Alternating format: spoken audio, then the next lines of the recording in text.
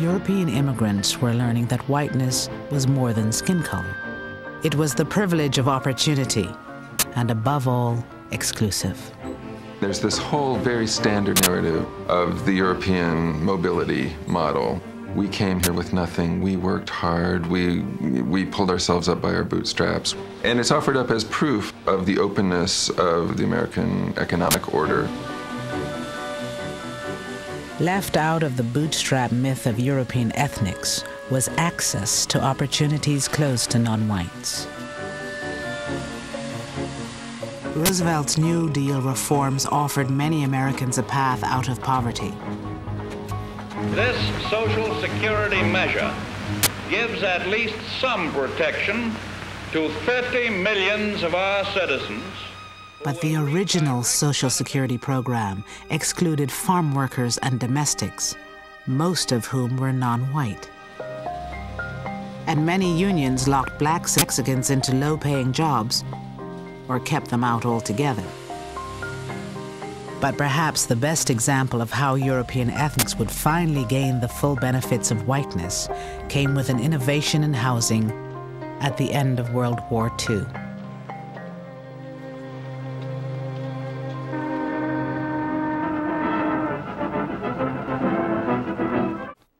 FHA came to the rescue by insuring long-term, low monthly payment mortgage loans. The FHA underwriters warned that the presence of even one or two non-white families could undermine real estate values in the new suburbs. These government guidelines were widely adopted by private industry. Race had long played a role in local real estate practices.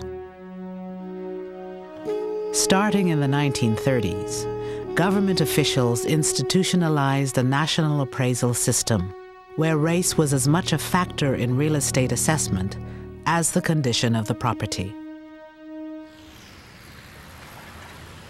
You can always tell, can't you? A town with good real estate people is a more substantial community because more people own their own homes. That's right. And now it's sort of hard to believe that the federal government nationalized and introduced redlining. In a funny way, it wasn't just giving something to whites, it was constructing whiteness. Whiteness meant, as in the past whites had meant being a citizen and being a Christian, it now meant living in the suburbs.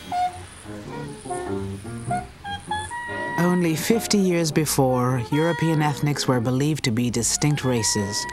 Now, in these new segregated neighborhoods, they blended together as white Americans. Basically, the idea of whiteness is who's included, who's part of the family, and it has material consequences. Blacks weren't completely left out of the housing market. The housing market that they were exposed to was largely public housing. And public housing, first of all, was built almost exclusively, with a few exceptions, in the central city. And after World War II, we started building these larger and larger public housing projects, which are called vertical ghettos. All of a sudden, you're concentrating large numbers of poor people of color in one place.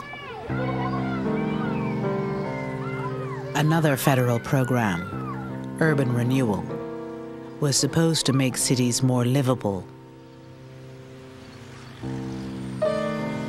90% of all housing destroyed by urban renewal was not replaced. 2/3 of those displaced were Black or Latino.